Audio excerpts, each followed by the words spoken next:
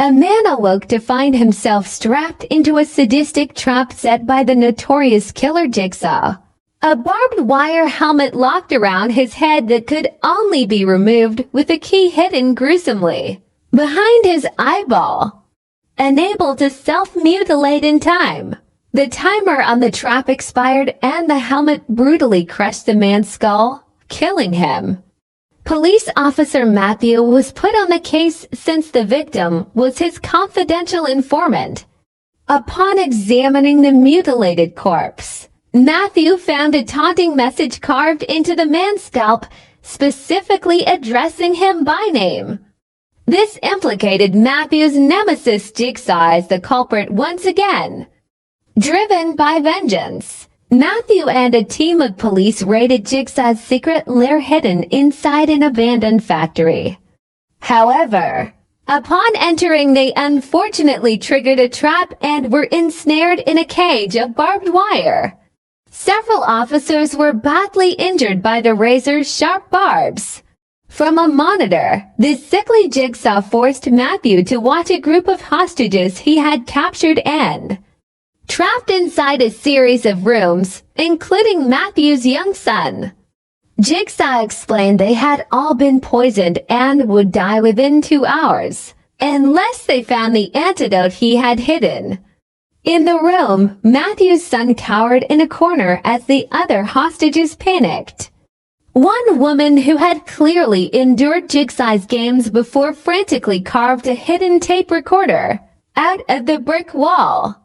It played Jigsaw's eerie, distorted voice explaining that the antidote was locked inside a safe in the room, and the combination code was set to an intimate number known only to each of them.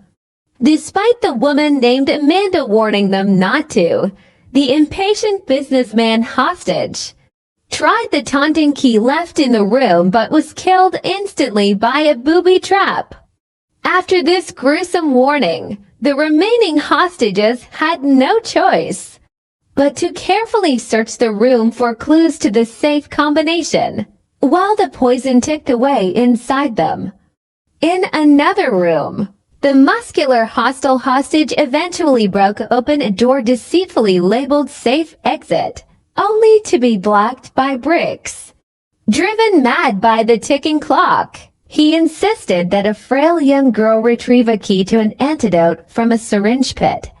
But the countless needles obscured the key until time expired, and they lost their chance at the antidote.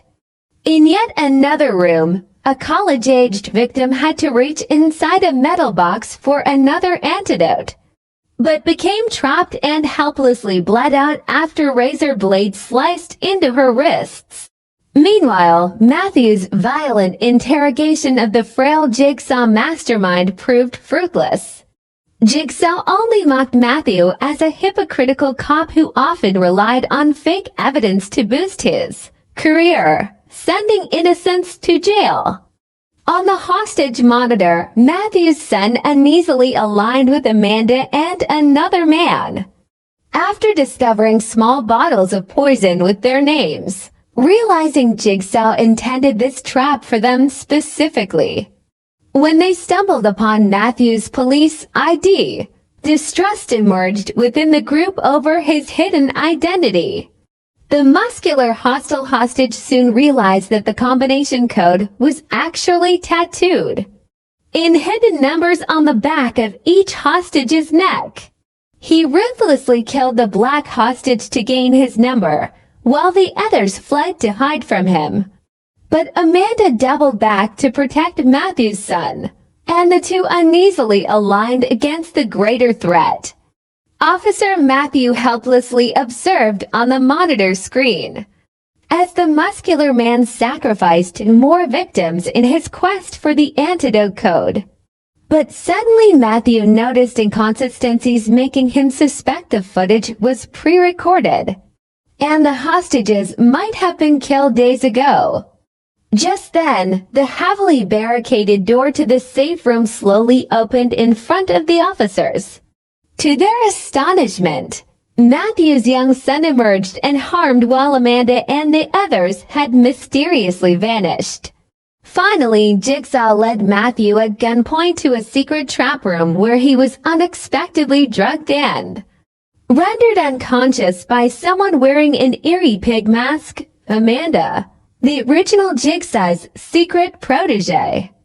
Matthew realized too late that he was the real target of this sadistic game all along.